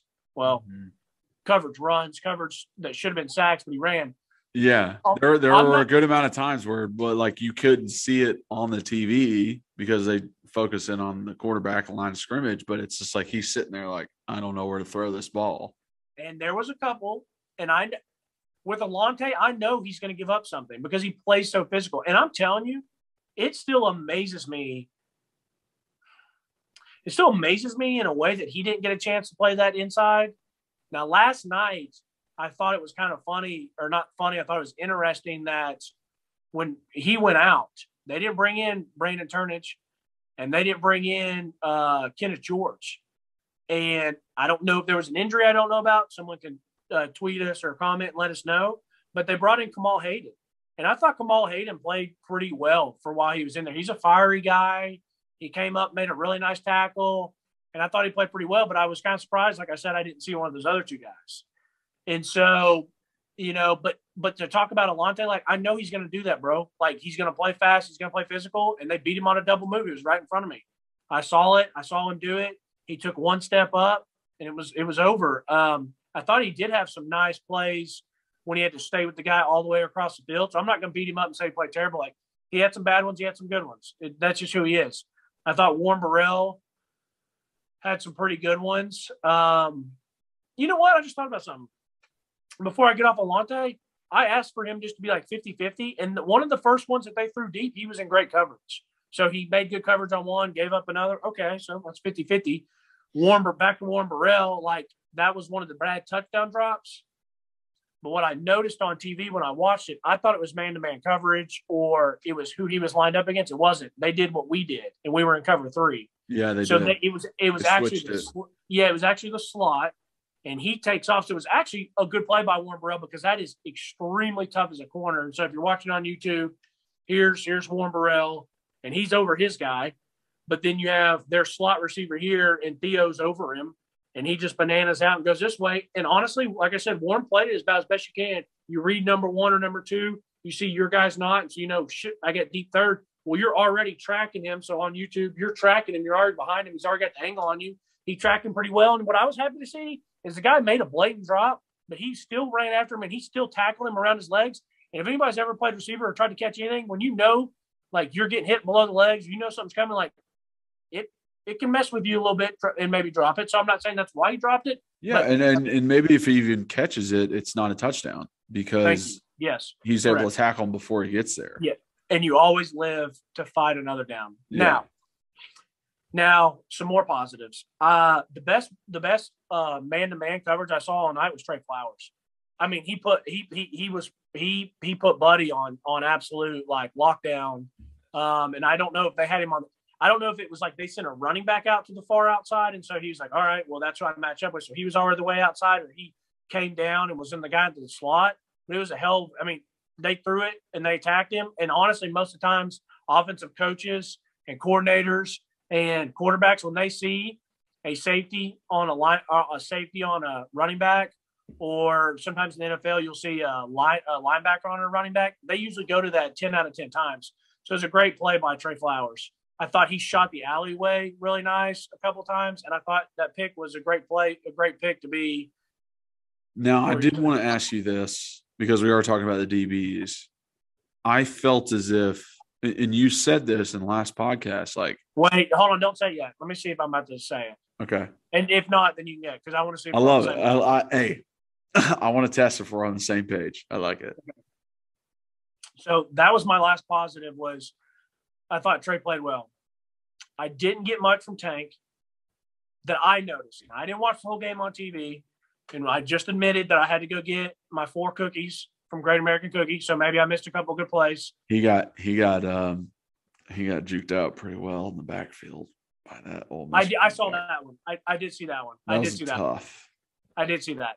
But the other thing that I was going to say is I expected more from Theo. And the only thing as a defensive back whole, I did not think we got off the blocks well. Now, I thought Ole Miss was getting away with a lot of holds. But if they're holding, you got to get off the hold. I mean, I remember one time, I don't know if it was when I was playing outside linebacker or safety at Memphis or whatever, but it's like, if they're going to hold you, you better get off the block somehow. If they're not calling it, and that's when it was like, I was taught, it was like, hey, if they're inside and they're holding you and they get their hands on you before you, maybe they're taller. Maybe they got that longer thing, and I'm trying to be physical. So I go in to hit them. Well, then that's what they want me to do because they lock up with me. Hit them in the throat. Absolutely come down on – I mean, seriously, like one time, if they're holding you, you come down and you try to break their forearms with one of your hands. And I remember doing that one time. Like I was getting held and I was sick of it, and they were running right by me. So I was even more pissed. Like this play was running right by me. Well, I can't get off. And I just come down and I hammer Buddy's wrist like twice, like bang, bang, trying to break it. And it's like, so if it's holding and they're not calling it, you got to get off the blocks. And I don't think our DBs did a good enough job. They still played hard and they still played physical and they still tried to stretch it out when they either ran those bubbles or did it. You got to get off blocks better. And I thought we did it great all year. And I thought last night we didn't do it as well as I was hoping. Yeah, that was where I was going towards, is watching it for the second time. I was like, are they listening to our podcast and like hearing Reed say that, they're going to take shots deep and I want to see how our DBs play when they do take those shots and they're playing off the ball. Like in previous games, watching our DBs come up to defend, the bubble screens by the running backs or the wide receivers, it's like as soon as the guy catches it, our DBs are near the line of scrimmage. Last night, it was the guy caught it, and there was another like 1 or 2 seconds before our DBs were even engaged in the blockers.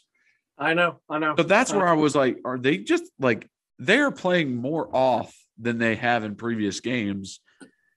And yes, maybe that might be a scheme thing. Yes, maybe it's because Ole Miss's offense is so good and like that's what they like to do and all that kind of stuff. But like in some sense, don't it looked change timid. what It you looked do timid. so well. Yes. It looked like we played a little timid because you're right. Most of the time there were teams that were throwing these bubble screens and Theo was already in the picture, engaged with the guy, getting off the block. And last night it was like guy catches it. Then you see Theo come up and engage. Like, bro, if he's already caught it, you better come up. And if you're going to even play with the blocker, you better knock his chin strap off his helmet, shoot your arms and get rid of him. Yeah. You know what I mean? It's like, if you engage him, you are doing his job for him. And I just that's the only part about kind of the defense as a whole that kind of bothered me. A couple players I didn't mention. Jay Blakely, he's probably the whole defense has surprised me throughout the year. But Jay Blakely. This year he has played and he continues to flash. And him and Caleb are guys that I did not think we would get a ton out of, and they make plays. And it was really funny. First play of the game, they do that little speed option, and they don't block Jay.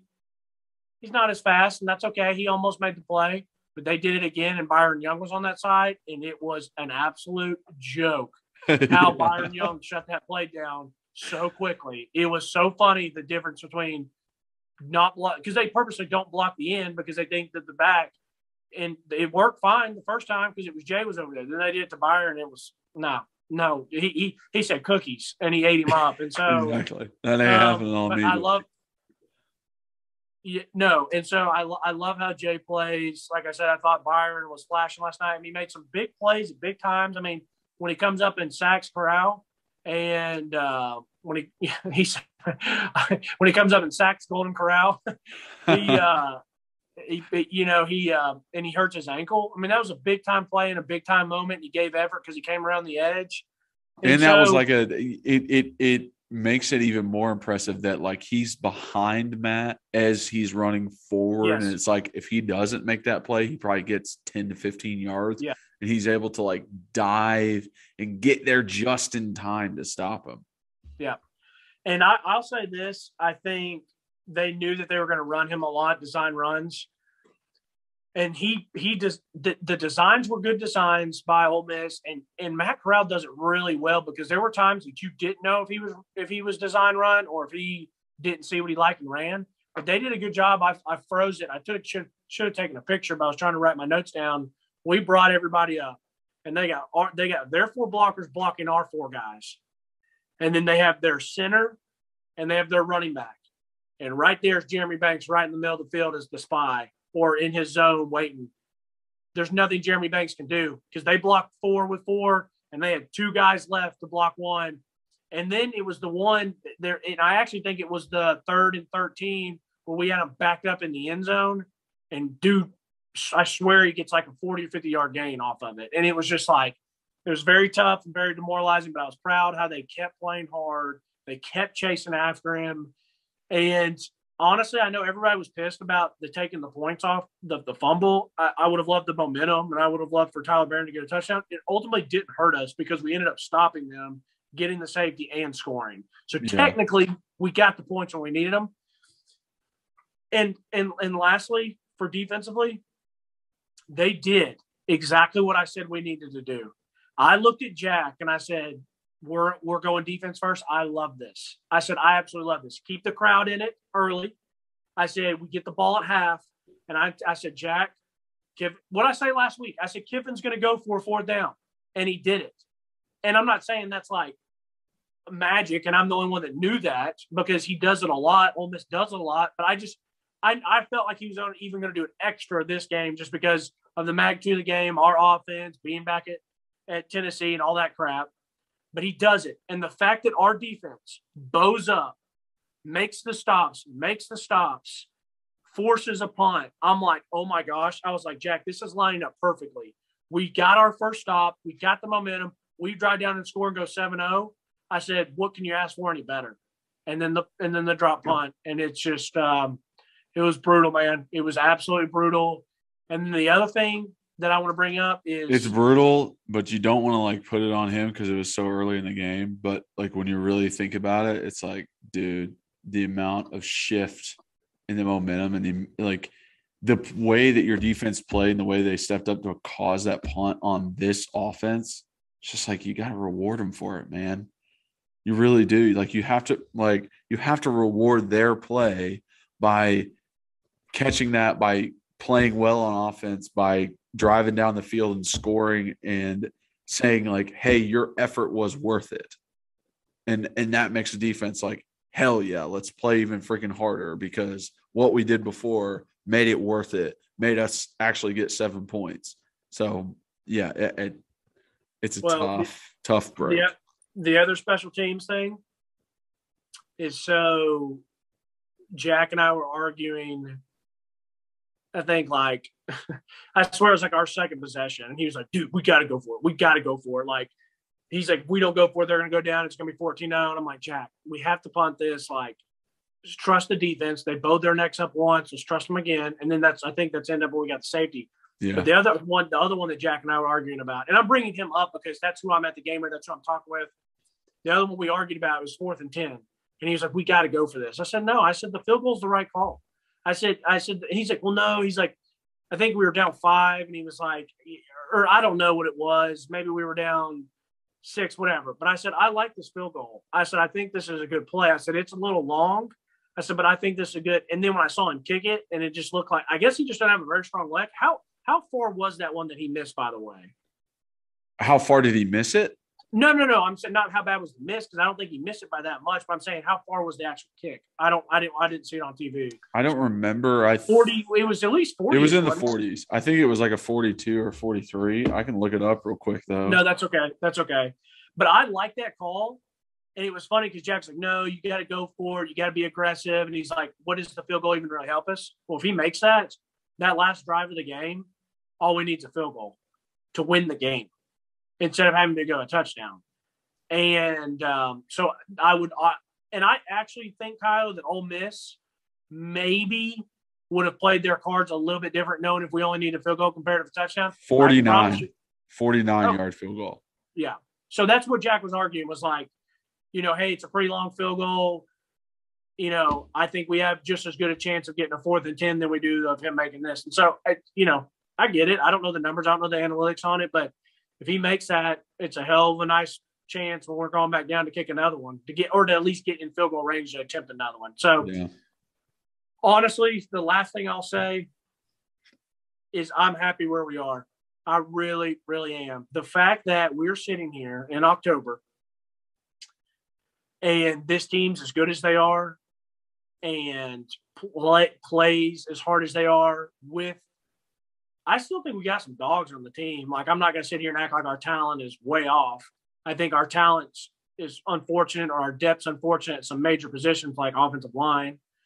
But if someone would have told me, going into the season and after you and I left spring, or after you and I even left fall camp, that we were in a 4th quarter, last second ball game with Ole Miss, I would have said I said you're nuts, bro. Like, no way. Like, they're going to hang 500 yards of offense on us. And I would have said they'll probably beat us, 40, 42 or 48 to, 20 maybe, whatever. And that's what I would have thought. And so to know where we are now, I'm very happy with this team. And now I want to see how they bounce back with injuries, with some of that tough loss, and probably going to take a fat L at Bama. I really wish we had the bye week this week. I really do. I wish we had the bye week this week, but let's go to Bama, try to get a little bit better, work on some things, and then come back home and get our bye week before, Kentucky? Yeah, I think it goes Kentucky, then Georgia. Yeah, but we do get the bye week after Bama, right? I know we get the bye week before Kentucky, but I couldn't remember so that's what it is. So that's what it is. I couldn't remember if it was actually Kentucky first, then Georgia. But I think you might be right. I agree with you. This is like almost I think unexpected that we're I think at it's this going to be. point. You can go. I just think I think we're in a great spot. What I was going to say is I can't wait to get to the bye week. This team needs a little refresher. Yeah. I mean, the depth is a major issue that like you can't just fix in the middle of the season. Like it's just not possible. But yeah, I mean, I like if you told me this is where this team was before the season started, I would have been very happy. I mean, I picked us to win 5 games total, not make a bowl. We have 4 wins right now. We have 2 very close losses in Pitt and Ole Miss. And like I said last week, like if we lose this in the next 3 games, no one should put down Josh Heupel or say like he's not the right guy or not the right fit. Like that is not the case. Where this team is at and where it was, like the amount of depth, lack of depth that it has, the amount of stuff that it's had to go through, the fact that like transfers are our biggest playmakers, you have to, take everything with a grain of salt as you go through it. So we're going to Alabama. We all hate Alabama. We want to win this game as we want to win every game, but it's obviously Alabama. They're obviously a better team than us. You look at every position, their, positions are better than us. Your running back's better than our running back. Their quarterback's better than our quarterback. We get it. Yeah, like we get it. Like they're all better. So no one should be discouraged is what I'm saying if we lose this game. I don't want people to be pissed at Heupel because of 4 losses in a row during this season, because it could easily happen. Ole Miss, Bama, Kentucky, Georgia. I am very happy with where we are right now. I think we're in a better spot than at any moment we were with Jeremy Pruitt. So I'm happy. I'm a happy individual. It did suck losing Ole Miss. I really wanted to beat Kiffin, but in no way am I thinking we're still at the bottom of the barrel or we're not going to get to where we need to be at all. I just thought about this, so I do want to add one more thing. If someone would have told me a year ago or 2 years ago, and they said, yeah, you can have Josh Heupel or Lane Kiffin back at UT, I'd be like, get the fuck out of here, man. Who's Josh Heupel? Like, I don't even know who he is. Like Kiffin all day, every day. But I know for a fact that we have the better coach on our sideline. And that is not only because of game day, that's because of who's running our program. And that I just think that everything he brings to the table is better than Kiffin. And I think ultimately that's the best thing about it. No, I mean, you just don't get atmospheres like we had last night many places. I mean, Ole Miss had empty seats last week, and it was a huge game, like 2 top 15 teams playing. And they had empty seats against Arkansas. It's like he knows what we are, and he knows what we do. And Ole Miss is just always going to be kind of a tailgate school and a gimmicky school. So, whatever, man. But they're not Tennessee, and they won't ever be. So, I mean, two prime examples of Lane Kiffin being a bad coach is him trying to sub after a first down, like thinking that the clock would stop and then he could sub whoever he wants, and he gets a penalty, and then he's like complaining to the refs, like, what? The clock was supposed to stop. Like, what do you mean? And then he calls a timeout. Yes. It'll bring in his fucking starting quarterback after he gets injured. It's like, no, you idiot. That's not how the freaking game works. And the fact that you've been a head coach at 3 different places, a head coach in the NFL, an offensive coordinator at Alabama, and you don't freaking know that is embarrassing. So I started joking. So when that happened, I saw him, and I don't know if it showed on TV, but he walks up to Matt Corral like he's some like cliche like jock from like a 1990s like rock jock film. He's like, yeah, bro, like good job, man. Like look like an absolute goof, like, and he does it to Matt Corral because he thinks he's like best friends with a 20-year-old, and he does that, and I'm like, he can't go back in. Like, you didn't catch us on anything. You're not Mike Vrabel. You don't know how to manipulate the rules, and you don't know how to, whatever. Like, you're an idiot. And so I was like, learn the play. Like, seriously, like you said, like, bro, you're a head coach. Like, what are you doing? Like, how do I know the rules better than you on stuff like that? So I'm happy that did you see it on TV? Yes. Okay. And as soon as I don't know if I saw like the dap up with Matt Corral, but as soon as they like call a timeout, and then he's like, it pans over to him and he's like, what? Like, what are you talking about? I can't bring my starting quarterback back in. And even the announcer's like, nope, that's not how it works. I'm like, if Jordan Rodgers knows more about football than you do, you're in a bad fucking spot. Okay. Because that guy doesn't know anything. I absolutely hate it when he calls our games. He's a celebrity from a reality show. Go back to the Bachelor. Boo. Yeah. Boo. God, get out of here. Tired of it. Sorry for not being able to read off all the comments from last week. You guys are the best still. It's incredible, man. It's humbling. We read them all the time. We appreciate you guys and keep them coming. They put smiles on our face, and we do it for you guys. So yeah, real quick, players to watch. We'll just go through it really quick. Don't really have to give an explanation. Offense, I'm going to go Joe Milton because most likely he's going to be freaking playing. And, oh, man, I don't know what he's going to do.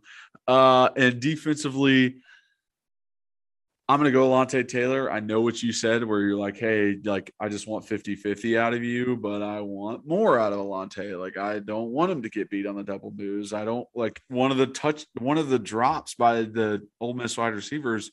They ended up scoring a couple plays later, but it was a slant, and Alontae just like, I know he wasn't even there to defend the slant. And it's like, hey, bud, like I need more out of you. I need you to be better than this. You being my, number one corner, it can't be that easy. That's all I'm saying. If a guy makes a great play, makes a great catch, you have great defense. Okay, I get it. But for him to just straight up beat you off the ball and you're not even close. So Joe and Alontae are my guys. What about you? For me, it's going to be two. I'm using both mine for Solon Page and Aaron Beasley, and Jeremy Banks, because this is going to be the first week that I want to see how their size holds up with the team. Like, not really anybody pound you. I guess maybe Kentucky will try to pound us. Actually, yeah, Kentucky will definitely try to pound us. Bama still spreads it out, but I think they are going to just run it at us, and I want to see how they take on blocks and how they do. In a game like this, as a former player, I thought back to about games that we were going into that I knew we probably didn't have a great chance. Go to compete and go to see how you match up. If you want to play against the best, go up. And another thing is, like, if you got aspirations to go to the NFL, this is where you did this in the Georgia game. This is where you go out and you can put some shit on film that's like, all right, 77, Kyler Kerberson, like, he held up really well. Like, we got to take a look at this kid. This is the film that they put on if you're going to have meetings with any coaches. This is literally the film they put on. I had a meeting with one of the Patriots coaches after the draft, like working out with them. They sat me down and put on the Alabama tape, and we're like, what happened? What was with this play? What were you guys trying to do on this play? Like, trying to get my understanding of the offense. Literally asked me, like, what do you think of this defensive lineman? Do you think he's better than, like, testing my smarts versus it? And like, that's what they're going to use. The best teams in the country, that's what they're going to look at when they're trying to evaluate you. So you're right in saying that. Yeah. All right, brother. It was great. I enjoyed it. Appreciate it. Always fun. Always a good podcast. I wanted to try and make this quick and not overextend it. But there's just so much to go over. We couldn't help ourselves. Really appreciate you guys watching and listening and commenting and liking. And our ratio is a little off. We're not getting, we're getting 1,000+ views, but not 1,000+ likes. So let's hit that like button. Let's hit that subscribe button. Let's hit that notification button on YouTube. Let's review on all of our podcast platforms. Share with all your friends and family. Let them know what we got going on. please contact us whenever you want. We have an email at believeintennessee.football@gmail.com. Phone number 865-322-9232. And follow us on social media at Kyler Kerbison on Facebook, Instagram, and Twitter, at rbacon26 on Twitter for Reed, and at Believe in Tennessee on Twitter for our main account. And just please, the more outreach that you guys have, the more we enjoy it. Love to answer questions and just interact with you guys. So it's really been a lot of fun. So as always,